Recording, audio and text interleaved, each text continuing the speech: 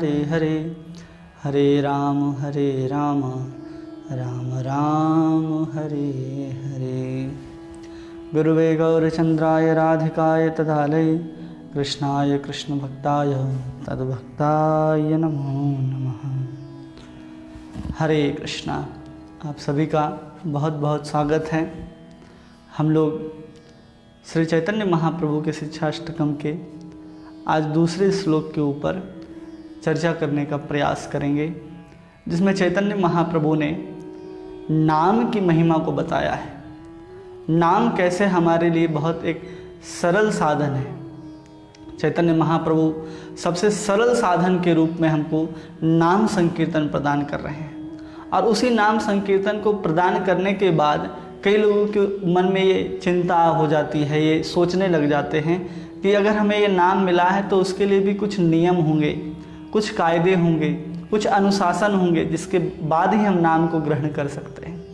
चैतन्य महाप्रभु तो पहले श्लोक में कैसे बताते हैं कि चित्त के मार्जन से लेकर के आनंदाम बुद्धि वर्धनम, पूरी की पूरे आनंद तक पहुँचने के उपाय को श्री कृष्ण संकीर्तनम परम विजयते कह करके घोषित करते हैं कि चित्त का मार्जन भव महादावाग्नि से उद्धार भी करना हो, सर्वोच्च आनंद के उज्जवल रस माधुर्य रस की अगर प्राप्ति करनी है और निमग्न रहना है, मतलब संपूर्ण रूप से सर्वात्मन स्नपनम परम विजयते, पूर्ण रूप से अगर निमग्न हो जाना है उस आनंद के सागर में, तो परम विजयते श्री कृष्ण संकीर्तनम। सब कुछ प्राप्त करने के लिए केवल और केवल एकमात्र साधन नाम है। और उसी नाम को कुछ लोग सोचते हैं कि अगर चित्त का मार्जन इसी से हो रहा है, भव महादाव अग्नि इसी से खत्म हो रहा है, आनंद का सागर भी इसी में बरस रहा है, इसी नाम के अंदर सब कुछ है, तो उस नाम को लेने में, उस नाम को ग्रहण करने में कुछ नियम होंगे, कुछ अनुशासन होंगे।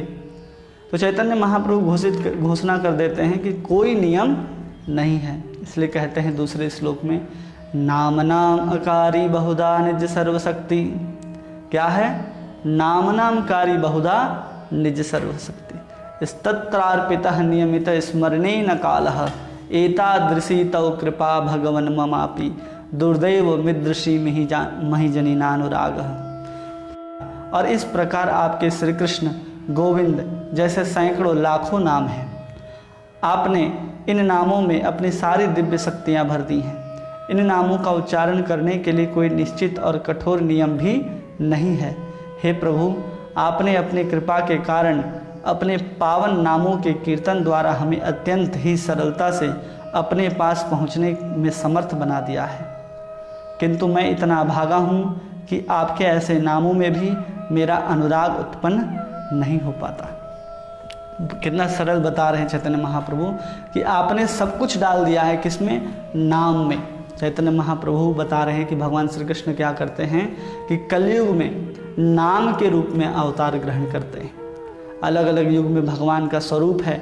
सतयुग में भगवान नारायण के रूप में आते हैं, त्रेता युग में राम के रूप में आते हैं, द्वापर युग में स्वयं कृष्ण के रूप में आते हैं, और वही भगवान हर जीवों का कल्याण करने के लिए स्वयं नाम के रूप में आते हैं। यही कली काले नाम रूपे कृष्ण अवतार। इस कलयुग में केवल भगवान श्री कृष्ण जो नाम के रूप में अवतार ग्रहण करते हैं, और वही इस चीज़ की शिक्षा देने के लिए श्री चैतन्य महाप्रभु के रूप में आते हैं और हमें सिखाते हैं कि सब कुछ छोड़ करके एकमात्र क्या करना है? श्री कृष्ण के नामों का कीर्तन करना है, संकीर्तन करना है। और उस संकीर्तन कैसे किया जाता है, उस साधन के विषय में भगवान बता रहे हैं। जैसे कि मैंने बताया है कि 1 से लेकर के 5वें श्लोक तक चैतन्य शिक्षाष्टकम का साधन भक्ति का स्वरूप है। क्या होगा उसे प्राप्त करने के लिए, उस साधन को कैसे किया जाता है, और उसे करने के बाद कौन कौन सी अवस्थाएं आएंगी, उन सब का वर्णन साधन भक्ति के लिए उन 5 श्लोकों में किया गया है। जिसमें नवधा भक्ति के सर्वप्रथम श्रवण के बाद जो कीर्तन होता है, नवधा भक्ति के बीच में सबसे प्रमुख चैतन्य महाप्रभु ने माना है कि अगर कोई भगवान श्री कृष्ण के नामों का संकीर्तन करता है तो तुरंत इस भव बंधन से, भव सागर से उठ करके श्री कृष्ण के पदाश्रय को ग्रहण करने में समर्थ हो सकता है। संकीर्तन बताते हैं कि 4 तरह का होता है। एक तो भगवान श्री कृष्ण के नामों का कीर्तन, जैसे कि भगवान के हजारों नाम हैं, जितने भगवान के अवतार होते हैं, जितने भगवान के स्वरूप होते हैं, जितने भगवान की लीलाएं होती हैं, उन आधार पर भगवान का नाम दिया जाता है। जैसे भगवान श्री कृष्ण आते हैं तो सर्व आकर्षक है, उनका एक प्रमुख नाम है जो उनके अपने घर में, मतलब उनके अपने धाम में वृंदावन में भी उन्हें कृष्ण नाम से ही पुकारा जाता है। वहाँ उन्हें गोविंद नाम से भी पुकारा जाता है। उन्हें भक्तों के नाम से संबोधित करके यशोदा नंदन और नंद नंदन भी पुकारा जाता है। तो भगवान की लीलाओं के आधार से, भगवान के कार्यों के आधार से, रूप के आधार से, गुण के आधार से ही भगवान का नाम दिया जाता है। जैसे भगवान जब गोवर्धन उठाते हैं तो गोवर्धन धारी कहते हैं, वही भगवान जब गोपालन करते हैं तो गोपाल कहलाते हैं, वही भगवान जब सभी गायों को सुख देते हैं, सभी ग्वाल बालों को सुख देते हैं तो वही भगवान श्री कृष्ण गोविंद कहलाते हैं। और वही जब द्वारिका के राज सिंहासन पर बैठते हैं तो वही द्वारिकाधीश कहलाते हैं। वही जब रास रचाते हैं तो वही रासेश्वर कहलाते हैं। वही कृष्ण जब बांसुरी छोड़ करके धनुष और बाण के रूप में इस धराधाम में आते हैं और रावण का उद्धार करते हैं तो वही राम कहलाते हैं। और वही प्रहलाद की रक्षा करने के लिए आधा नर और आधा सिंह के रूप में आते हैं तो नरसिंह कहलाते हैं। और वही पृथ्वी को उद्धार करने के लिए गर्भोदक सागर से पृथ्वी को निकालने के लिए वराह रूप धारण करते हैं तो वराह भगवान कहलाते हैं। तो उनका जो नाम है, उनके गुण, उनके लीला, उनके कार्यों के आधार पर ही रखा जाता है। तो उनके जो नाम जो हम ग्रहण करते हैं, उस नाम में उनकी लीला, उनका धाम और उनका रूप, ये 3 नाम में ही आ जाते हैं। इसलिए नाम प्रमुख है। जैसे कि संकीर्तन तो हमने बताया कि 4 प्रकार के होते हैं, नाम कीर्तन करना, रूप कीर्तन करना, गुण कीर्तन करना और धाम या लीला का कीर्तन करना। नाम, रूप, गुण और लीला, ये 4 प्रकार के कीर्तन होते हैं जो भगवान के लिए किए जाते हैं। लेकिन इन तीनों को देखेंगे, नाम को छोड़ करके रूप, गुण और लीला, इन लीला के आधार पर, गुण के आधार पर और रूप के आधार पर ही भगवान श्री कृष्ण का नामकरण होता है। और भक्त लोग क्या करते हैं, नाम नामकारी बहुधा निज सर्वशक्ति। भगवान श्री कृष्ण के बहुधा, बहुत सारे नाम हैं, लाखों करोड़ों नाम हैं। वो सब किसके आधार पर हैं? इसी के आधार पर, गुण के आधार पर, रूप के आधार पर, लीला के आधार पर और धाम के आधार पर। ये सब के आधार होते हैं नाम। जैसे बता रहा है कि वही गोपाल कृष्ण क्या करते हैं, जब गौ पालन करते हैं तो गोपाल कहे जाते हैं। और वही जब भगवान श्री कृष्ण गोवर्धन उठाते हैं तो गोवर्धन धारी कहे जाते हैं। वही जब राधा रानी के साथ रमण करते हैं तो राधा रमण कहे जाते हैं। वही जब गोवर्धन पर्वत को उठाते हैं तो राधा गिरधारी कहे जाते हैं। इसलिए अगर कोई नाम का कीर्तन करता है, राम, कृष्ण, हरि, नरसिंह, वामन, हयग्रीव, कोई भी अवतार का अगर वो कीर्तन करता है तो साथ में वो क्या कर रहा है, नाम कीर्तन के साथ रूप, गुण और लीला का भी कीर्तन करता है, उसका भी वो चिंतन करता है। जैसे ही हम कहेंगे कि गोवर्धन धारी, तो हमारे मन में आएगा कि भगवान श्री कृष्ण क्या करते हैं, अपने बाएं हाथ पर गोवर्धन को उठाए हुए हैं और खड़े हैं। जैसे ही हम कहते हैं कि भगवान श्री कृष्ण राधा रमण है तो राधा रानी के साथ रमण करते हुए राधा रमण जी दिखाई देते हैं। जैसे ही हम कहते हैं द्वारिकाधीश तो कृष्ण द्वारिका के राजा के रूप में दिखाई देते हैं। जैसे ही हम कहते हैं नंद नंदन, यशोदा नंदन, तो भगवान श्री कृष्ण उनके साथ खेलते हुए, उनके गोद में खेलते हुए दिखाई देते हैं। सब वृंदावन के अंदर ही होता है। भगवान श्री कृष्ण जब गौचारण के लिए जाते हैं तो वृंदावन का पूरा परिकर दिखाई देता है। इसलिए नाम बहुत महत्वपूर्ण है। अगर कोई नाम का कीर्तन करता है तो उसमें रूप, गुण, लीला आ जाते हैं। अगर कोई लीला का कीर्तन करता है तो उसमें नाम आएंगे, रूप आएगी, गुण आएंगे, ये सब आएंगे। अगर कोई केवल गुण का कीर्तन करता है तो भी नाम आएगा, गुण आएगा, लीला आएगा, सब आएगा।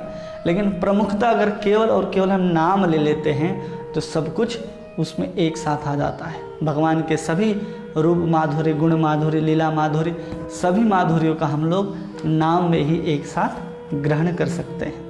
इसलिए चैतन्य महाप्रभु हमें क्या बता रहे हैं कि परम विजयते श्री कृष्ण संकीर्तनम, नाम नामकारी बहुधा निज सर्वशक्ति, कि भगवान श्री कृष्ण क्या करते हैं, अपने नाम में ही संपूर्ण शक्तियों को भर दिया है। कैसी शक्तियों को? नाम में ऐसी शक्ति भगवान ने डाली जो जीव आत्मा को अपने लोक तक, अपने धाम तक, अपने शरण तक पहुंचा सके। वो धागा, वो रस्सी, वो पथ केवल और केवल नाम है। उसी नाम के महात्मा को प्रकाशित करने के लिए श्री चैतन्य महाप्रभु हमारे सामने प्रकट होते हैं। इसलिए मैंने कहा कि नाम सिद्धांत संपत्ति प्रकाशन परायण, केवल और केवल नाम के सिद्धांत को प्रकाशित करने के लिए ही श्री चैतन्य महाप्रभु आए हैं। कौन आए हैं? स्वयं कृष्ण आए हैं। नंद सुत बलि जारे भागवते गाई, से ही कृष्ण अवतरने चैतन्य गोसाई। भागवत जिसे नंद नंदन कहता है वही चैतन्य गोसाई के रूप में, इस कली पावन अवतार के रूप में अवतार ग्रहण करते हैं। और उसी नाम की महिमा को बता रहे हैं कि नाम नाम अकारी बहुधा निज सर्वशक्ति। नाम नाम, हे भगवान आपके नाम बहुधा निज सर्वशक्ति, आपका नाम जो प्रकट हुआ है वो समस्त शक्तियों को लेकर के प्रकट हुआ है। स्तत्रार्पितः नियमित स्मरणेन काल, जिसे लेने में, जिसे स्मरण करने में कोई नियम नहीं, कोई काल नहीं। किसी भी परिस्थिति में हम नाम को ग्रहण कर सकते हैं, किसी भी अवस्था में हम नाम को ग्रहण कर सकते हैं, किसी भी काल में हम भगवान कृष्ण के नाम को ग्रहण कर सकते हैं, उच्चारण कर सकते हैं, जिसमें कोई कठोर नियम भी नहीं है। फिर भी हमें क्या होता है, उन नामों में रुचि नहीं होती है, क्योंकि हम लोग बहुत जन्मों से भगवान श्री कृष्ण से अलग हैं और कृष्ण के नामों में उतनी रुचि नहीं हो पाती। कहते हैं कि जिसे जॉन्डिस या पीलिया का रोग हो जाता है उसे मिश्री मीठी नहीं लगती, लेकिन जैसे ही मिश्री को खाते रहता है, ग्रहण करते रहता है, और धीरे धीरे क्या होता है, वही मिश्री उसे मीठी लगने लग जाती है। मतलब उसके जो रोग है वो धीरे धीरे छूट जाते हैं, उससे दूर चले जाते हैं। उसी तरह अगर कोई भगवान श्री कृष्ण के नाम को ग्रहण करने में आनंद का अनुभव नहीं करता या फिर उसे मज़ा नहीं आता, तो समझना चाहिए कि इसे भव रोग लगा हुआ है। अगर वो भव रोग धीरे धीरे छूट रहा है तो उसे धीरे धीरे नाम का आस्वादन बढ़ता जाएगा। इसलिए हमें भगवान श्री कृष्ण का नाम को निरंतर ग्रहण करना चाहिए और कभी नहीं सोचना चाहिए कि इसमें बहुत कठोर नियम दिए गए हैं। चैतन्य महाप्रभु कह रहे हैं इसमें कोई नियम नहीं है, केवल और केवल किसी भी काल, परिस्थिति, अवस्था में हम ग्रहण कर सकते हैं। इसलिए भागवत भी कह रहे हैं कि भगवान नाम की महिमा को वर्णन करते हुए कि नहीं भगवन घटितम इदम तव दर्शनाम नृणाम अखिल पाप क्षयम, केवल और केवल आपके दर्शन मात्र से अनंत कोटि पापों का क्षय हो जाता है। यन नाम सकृत श्रृण्वात पुकोशोपि विमुच्यते संसारात, अगर आपका नाम को कोई ले लेता है तो तुरंत संसार सागर से विमुच्यते, संसार सागर से विमुक्त हो जाता है। फिर आगे कहा जा रहा है कि ऋग्वेदो यजुर्वेदो सामवेदो अप्यवर्थवर्णा अधितास्तेन यौनक्तम हरित्यक्षरद्वयम, अगर कोई चारों वेदों का पाठ अगर करता है और कोई केवल 2 अक्षर में सिर्फ हरि बोल देता है तो उसने समस्त वेदों का पारायण कर लिया, ऐसा समझना चाहिए। ऐसा विष्णु धर्मोत्तर पुराण में लिखा है।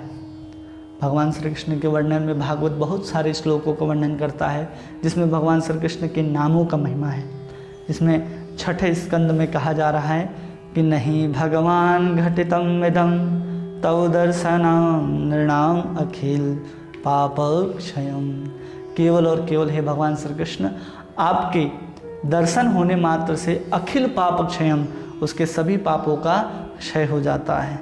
यन्नाम सकृत श्रवणात् पुकुशोपि विमुच्यते संसारात्, क्या होता है अगर आपका कोई नाम ग्रहण कर लेगा तो संसार सागर से विमुक्त हो जाएगा।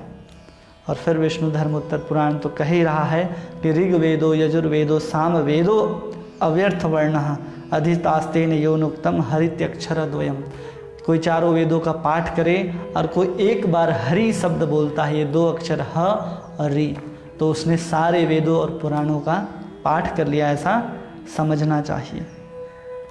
आगे भागवत कह रहा है दूसरे स्कंद में कि एतन निर्विघ्नानाम इच्छिताम अकुतो भयम योगिनाम निर्णेतम हरिर नामे नामानुकीर्तनम। क्या है कि केवल और केवल कोई अगर भय से बचना चाहता है तो उसे क्या करना चाहिए? कौन बता रहे हैं? जिन्होंने एतन निर्विध माना नाम, जिन्होंने समस्त यज्ञों को, समस्त पापों को छोड़ करके केवल यज्ञ और समाधि में ही रह करके जितने भी ऋषि हैं, योगी नाम, योगी सब, नृप, हे राजन, निर्णितम या निर्णय करते हैं कि हरेर नामानुकीर्तनम, केवल और केवल भय से बचने का एक ही उपाय है, हरेर नामानुकीर्तनम।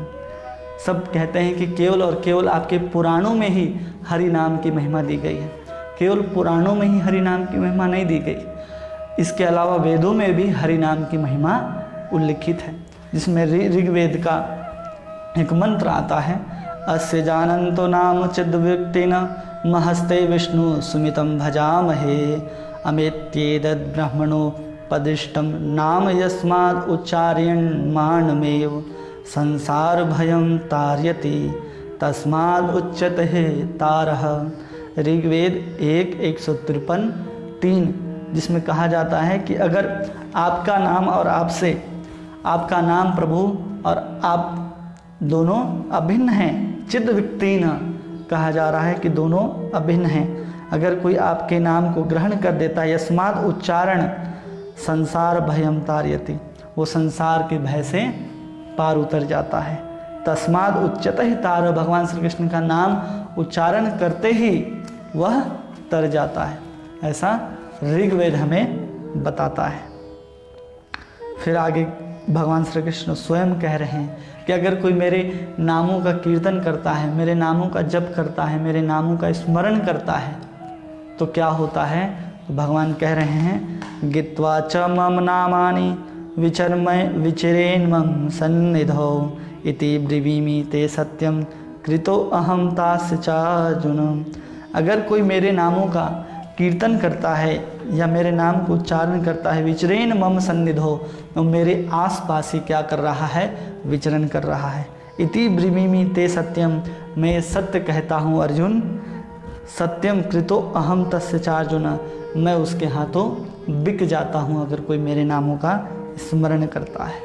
भगवान श्री कृष्ण स्वयं कह रहे हैं अग्नि पुराण के अंदर। फिर आता है भगवान श्री कृष्ण के नाम और नामी में कोई अंतर नहीं है। जैसे हम यहाँ पर देखते हैं कि अगर आपको गुलाब जामुन खाने का इच्छा है, लेकिन आप गुलाब जामुन कहते रहेंगे तो आपके पास गुलाब जामुन आने वाला नहीं है, और ना ही आप उसका आस्वादन कर सकते हैं सिर्फ उसको कह करके, या आप उसको किसी कागज़ में लिख करके गुलाब जामुन खा लेंगे तो उसका टेस्ट, उसका स्वाद नहीं आएगा। लेकिन भगवान श्री कृष्ण के नाम और उनमें कोई अंतर नहीं है। जैसे ही हम कृष्ण कहते हैं तो कृष्ण क्या हैं? साक्षात हमारे समीप आते हैं, हमारे जिह्वा के ऊपर आकर के नृत्य करना आरंभ कर देते हैं। ये है नाम। इसलिए कहा कि चैतन्य महाप्रभु के कृपा पात्र शिष्य अनंत, उनके सेवक, उनके ही जो रूप गोस्वामी हैं, वे लिख रहे हैं कि नाम चिंतामणि यस्य श्री कृष्ण चैतन्य रस विग्रह पूर्ण शुद्धो नित्य मुक्तो अभिनित्व नाम नामिना। कि नाम चिंतामणि, नाम क्या है? एक चिंतामणि के समान है। और क्या है? कृष्ण चैतन्य रस विग्रह, जो भगवान श्री कृष्ण जितना रस कृष्ण में है उतना ही रस उनके नाम में भी है। तो सबसे पहले क्या बता रहे हैं? नाम चिंतामणि। चिंतामणि क्या है? कि उस चिंतामणि के सामने जो भी हम चिंतन करते हैं वो हमारे सामने प्रकट हो जाता है, वे हमें प्राप्त होना शुरू हो जाता है। उसी तरह भगवान श्री कृष्ण का नाम भी है। जो भी हम नाम ग्रहण करते हुए अपने मन के अंदर चिंतन करेंगे वो हमारे सामने प्रकट होना शुरू हो जाता है। सब नाम के प्रताप से आपको मिलना शुरू हो जाता है। इसलिए जब हम नाम को ग्रहण करें तो केवल और केवल कृष्ण के बारे में ही सोचें। कृष्ण के अतिरिक्त हम किसी और चीज़ के बारे में सोचना आरंभ करेंगे तो सब सारे वस्तुएं हमारे सामने प्रकट होने लग जाएंगी। इसलिए नाम क्या है? नाम चिंतामणि यस्य, कि जो भी हम चिंता करते हैं चिंतामणि के सामने वो प्रकट होता है।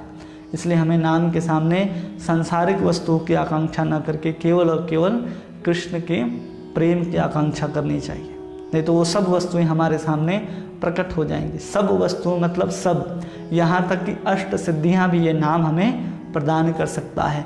इच्छिता, वसिता, लंघिमा, जितने तरह की सिद्धियाँ होती हैं वो सब नाम प्रदान करता है। उसके आगे कह रहे हैं श्री कृष्ण चैतन्य रस विग्रह, जो रस है अनंत रस के सागर जो हैं भगवान श्री कृष्ण अखिल रसामृत सिंधु, उनसे अभिन्न है कृष्ण का नाम और कृष्ण का रस। इसलिए भक्त लोग ऐसे होते हैं कि कृष्ण का नाम ग्रहण करने में इतना आस्वादन आता है कि वो कृष्ण को भी छोड़ देते हैं। एक बार सनातन गोस्वामी बैठ करके नाम संकीर्तन कर रहे थे, नाम जप कर रहे थे, और बार बार श्याम सुंदर भगवान श्री कृष्ण उनके सामने से गुजर जाते थे और वो मना करते थे कि बार बार मत गुजरो, मुझे जप करने दो, तुम्हारे आने से मेरे जप में विक्षेप पड़ रहा है। मतलब नाम में इतना आनंद हो रहा है कि हमारे आचार्य सनातन गोस्वामी भगवान कृष्ण को भी छोड़ने के लिए तैयार हैं। वो बार बार मना करते हैं कि अभी मेरे सामने मत आओ, मुझे अभी नाम जप करना है, नाम कीर्तन करना है, नाम जप की संख्या को पूर्ण करना है, फिर तुम आना। इतना आनंद है नाम के ग्रहण करने में। हमारे गुरु महाराज कहते हैं कि name is sweeter than Honey, बताते हैं कि होली नेम जो है भगवान का पवित्र नाम, वे मधु से भी बहुत मीठा है। इति पूर्ण शुद्ध नित्य मुक्तो, पूर्ण शुद्ध है और नित्य मुक्त है। ऐसा नहीं है कोई पापी व्यक्ति नाम को ग्रहण कर लेगा तो पाप गंदा हो जाएगा या नाम ही पापी हो जाएगा, ऐसा नहीं है। वो पूर्ण शुद्ध है, वो अशुद्ध वस्तु को शुद्ध बनाने वाला और नित्य मुक्त है। वो किसी भी अवस्था में आबद्ध नहीं होता। कहाँ आबद्ध नहीं होता? तो किसी भी काल में, किसी भी नियम, किसी भी परिस्थिति में। इसलिए तो चैतन्य महाप्रभु कह रहे हैं कि नामकारी बहुधा निज सर्वशक्ति स्तत्र अर्पिता ना नियमित स्मरणे न काला, कोई नियम नहीं है इसके स्मरण और उच्चारण करने में। इसलिए यहाँ कहा जा रहा है पूर्ण शुद्ध हो नित्य मुक्त हो अभिन्नत्वम नाम नामिनो, नाम और नामी अभिन्न है, इसमें कोई अंतर नहीं है। ऐसा हमें समझ करके क्या करना चाहिए? भगवान श्री कृष्ण के नामों का कीर्तन करना चाहिए और जप करना चाहिए। कोई अगर अंत समय में भगवान श्री कृष्ण का नाम स्मरण करता है तो भगवान श्री कृष्ण कह रहे हैं गीता में, अंत काले च मामेव स्मरण मुक्त्वा कलेवरम तम तमेवेति कौन्तेय। वो क्या करता है? अंत काल में अगर मेरा स्मरण कर लेता है तो निश्चित रूप से मुझे प्राप्त करता है। और उसी के पहले कहते हैं कि यम यम वापी स्मरण भाव तेजंतंते कलेवरम तम तमेवेति कौन्तेय सदा तद भाव भाविता। जो जैसा स्मरण करते हुए अपने शरीर को त्याग करता है उसकी गति वैसे ही प्राप्त होती है। उसके बाद कहते हैं अंत काले च मामेव, अगर कोई अंत काल में मेरा स्मरण करता हुआ अपने शरीर का त्याग करता है तो निश्चित रूप से मुझे प्राप्त करता है। इसलिए चैतन्य महाप्रभु कोई नियम नहीं रख रहे हैं भगवान श्री कृष्ण के नामों के उच्चारण में और कह रहे हैं कि भगवान कृष्ण, वामन, हरि, हयग्रीव जैसे हजारों और लाखों नाम हैं जिसमें भगवान श्री कृष्ण ने अनंत शक्ति भर दिए हैं, जिसका नाम ग्रहण करके वो कृष्ण तक पहुंच सकता है। और उसी नाम को ग्रहण करने में हमारा अनुराग नहीं होता है। उस अनुराग नहीं होने का कारण हमने बताया कि हम भव रोग से पीड़ित हैं। भव रोग को मिटाना है तो परम विजयते श्री कृष्ण संकीर्तनम पहले ही श्लोक में कह रहे हैं, और दूसरा श्लोक में नाम की महिमा को बता करके कोई नियम सब नियमों से मुक्त करके हमको नाम लेने के लिए चैतन्य महाप्रभु प्रेरित कर रहे हैं। और इन नामों को लेने के लिए चैतन्य महाप्रभु प्रेरित करते हैं और हमारे आचार्य पद्म पुराण से 10 नाम अपराधों का उल्लेख करते हैं, जिसमें पहला नाम अपराध है कि उन महाभागवतों की निंदा करना जिन्होंने संपूर्ण जीवन भगवान नाम के प्रचार करने में समर्पित किया हो।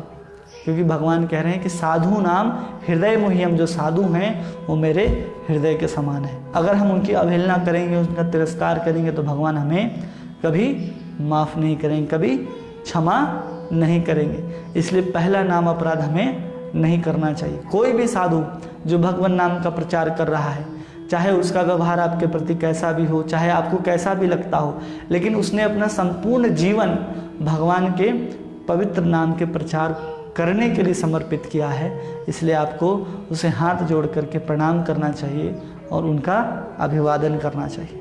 फिर दूसरा नाम अपराध है कि शिव, ब्रह्मा आदि देवों को भगवान विष्णु के नामों के समान अथवा उनसे स्वतंत्र समझना। क्योंकि अगर हम उनको अलग अलग स्वतंत्र मान लेंगे, सारे देवी देवताओं और भगवान शिव, भगवान विष्णु को, तो क्या हो जाएंगे? अलग अलग स्वतंत्र होने के कारण जो एक ईश्वर का जो सिद्धांत है, कि ईश्वर एक हैं, वो सिद्धांत गलत हो जाएगा। इसलिए ईश्वर एक ही है और सब एक दूसरे से स्वतंत्र नहीं हैं, सब एक दूसरे के साथ जुड़े हुए हैं, कोई एक दूसरे से स्वतंत्र नहीं है।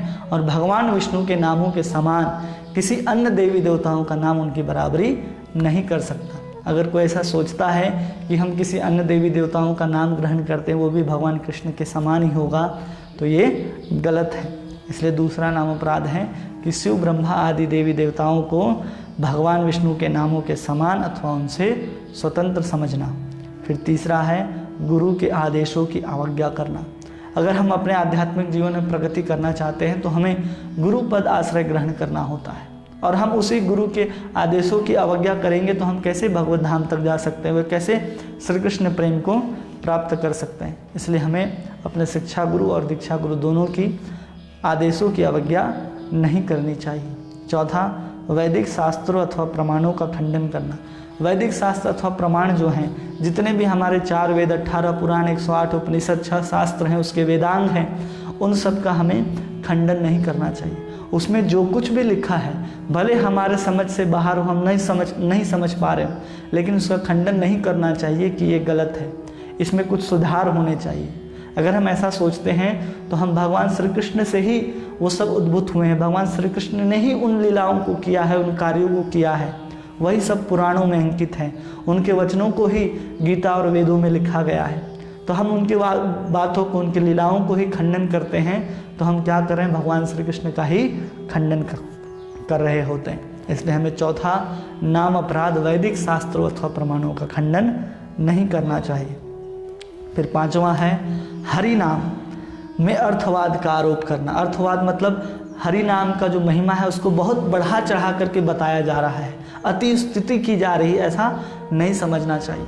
क्योंकि हम तो कह रहे हैं कि भगवान से बड़ा क्या है, भगवान का नाम है, तो लोग सोचते हैं कि अति स्तुति की जा रही है, अर्थवाद का आरोप लगा देते हैं। तो हरि नाम में भी कभी भी अर्थवाद का आरोप नहीं करना चाहिए। छठा है हरे कृष्ण महामंत्र के जप की महिमा को काल्पनिक समझना।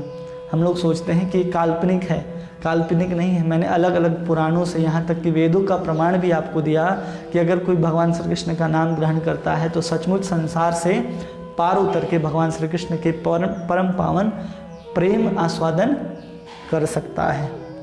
फिर सातवां है नाम के बल पर पाप करना। कि अगर हम जानते हैं कि हरे कृष्ण महामंत्र जपेंगे और अनंत जो पाप हैं हमारे जन्म जन्म के वो मिट जाएंगे, तो हम क्या करते हैं कि उस नाम के बल पर पाप करना आरंभ कर देते हैं। इसके यहाँ पर कहा जा रहा है यन नाम सुकृत श्रवणात् पुकोशो अपि विमुच्यते संसरात, कि अगर कोई भगवान श्री कृष्ण का नाम ग्रहण करता है तो सारे पापों से मुक्त हो जाता है। तो हम क्या करेंगे, पाप भी करेंगे और फिर नाम ग्रहण करेंगे। तो ये गलत है कि हम नाम के बल पर पाप कर रहे हैं संसार में। ये सातवां नाम अपराध है, इसलिए हमें नाम के बल पर पाप नहीं करना चाहिए। आठवां है हरे कृष्ण महामंत्र को वेदों में वर्णित एक शुभ सकाम कर्म या कर्मकांड के समान समझना। जो सामाजिक, जो सांसारिक कर्मकांड है जिसे करने से हमें सांसारिक सुख या फिर स्वर्ग आदि के भोग प्राप्त होते हैं, वो कर्मकांड के अंदर आते हैं। चैतन्य महाप्रभु तो कहते हैं कर्मकांड विषयेर भांड, जो कर्मकांड है वो विषयों के भांड के समान है, वो विषयों के सागर के समान है जो हमें विषय में बार बार गोते लगवाते रहेगा, भव सागर में बार बार डुबाता रहेगा। इसलिए कर्मकांड से ऊपर उठ करके हमें कर्मयोग से ऊपर उठ करके ज्ञान योग और फिर भक्ति योग पहुँच करके भगवान श्री कृष्ण का नाम ग्रहण करने में रुचि दिखाना चाहिए। हरे कृष्ण कोई सामान्य मंत्र नहीं है, ये मंत्र कली संतरण उपनिषद में कहा गया है कि ये तारक मंत्र है। कलयुग में अगर कोई तार सकता है तो केवल और केवल यही मंत्र है, हरे कृष्ण कृष्ण कृष्ण हरे हरे, हरे राम राम राम हरे हरे। और नवा है अश्रद्धालु को हरि नाम की महिमा का उपदेश देना। ऐसे व्यक्ति को हरि नाम का महिमा का उपदेश नहीं देना चाहिए जो साधु में, शास्त्र में भगवान को नहीं मानते हो। उनको बहुत समय लगेगा, बहुत सुकृति के बाद वो हरे कृष्ण महामंत्र भगवान की भक्ति में लग सकते हैं। अगर आप साधु हैं, आप अपनी कृपा के माध्यम से उसे हरि नाम रटा सकते हैं। किसी के साधु की कृपा से ही उस सुकृति को प्राप्त करते हैं और उस सुकृति के माध्यम से ही हम हरि नाम में लगते हैं। केवल और केवल सुकृति साधु के द्वारा जो मिलती है, जिसके द्वारा हम हरि नाम को ले सकते हैं, भगवान की भक्ति में लग सकते हैं। हम अपने कर्मों के माध्यम से कभी भी भक्ति तक नहीं पहुंच सकते, ज्ञान के माध्यम से भक्ति तक नहीं पहुंच सकते, क्योंकि ये सब जो हैं वो सब भगवान की कृपा और साधु की कृपा से और ऐसे सुकृति से प्राप्त होता है कि आपने कभी कथा सुनी हो, कभी आपके कानों में भगवान श्री कृष्ण का नाम गया हो, वो सुकृति ही आपको पुनः भगवत भक्ति में लगाती है। और 10वां है हरि नाम की अगाध महिमा सुनने पर भी भौतिक विषयासक्ति बनाए रखना, कि हमें हरि नाम को महिमा को जान गए, सब कुछ समझते हैं, लेकिन फिर भी हम मैं और मेरा का अभिमान रखते हुए, भौतिक विषयासक्ति को रखते हुए हरि नाम की महिमा को नहीं समझते और हरि नाम में अपने मन को, अपने रुचि को उत्पन्न नहीं करते। तो ये सब क्या है? अपराध है। अगर कोई इन 10 नाम अपराधों से बचता है तो हरि नाम में जो स्वाद नहीं आ रहा है, हरि नाम में जो रस नहीं आ रहा, वो धीरे धीरे आना प्रारंभ हो जाएगा।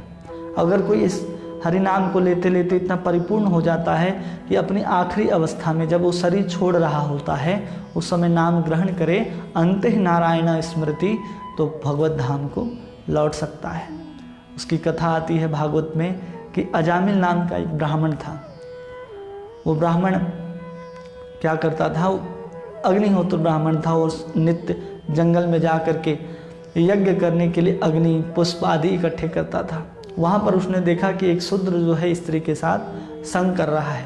उसको देख करके ही वो क्या होता है, उसके मन में ये सब विचार उत्पन्न होने लग जाते हैं।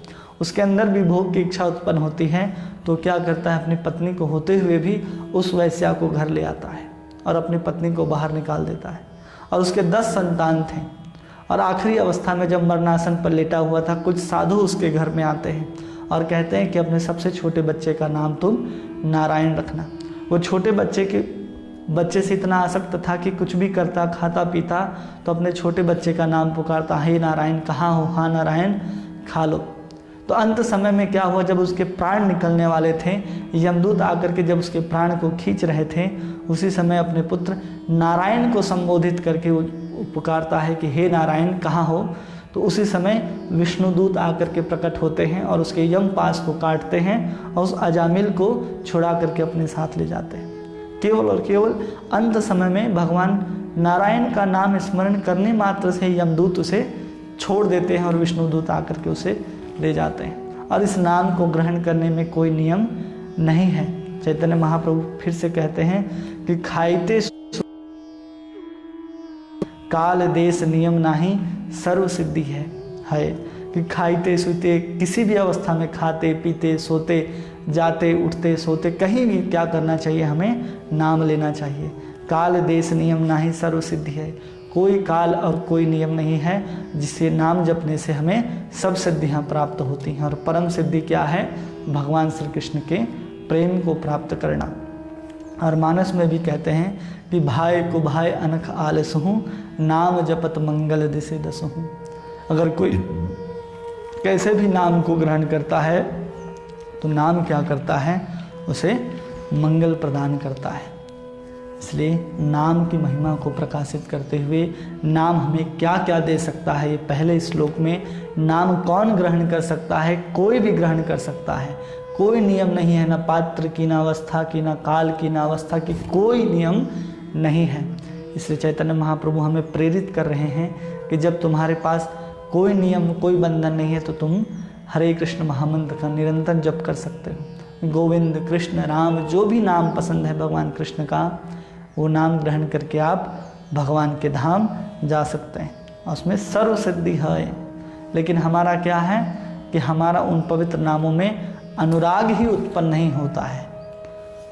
क्यों नहीं होता? एतादृशी तो कृपा, इतना कृपा कर दिए भगवान ने हमारे ऊपर, भगवन ममापि दुर्दैव मिद्रसी, फिर भी हम लोग इतने दुर्भाग्यशाली हैं, मिद्रश्मिहा जनिना अनुराग, फिर भी हमें पवित्र भगवान नाम में अनुराग उत्पन्न नहीं होता है। जबकि साधनों का साधन यही है और सभी शास्त्रों का कलयुग में सार भी यही है कि हरेर नाम हरेर नामेव केवलम, कलौ नास्तेव नास्तेव नास्तेव गतिर अन्यथा।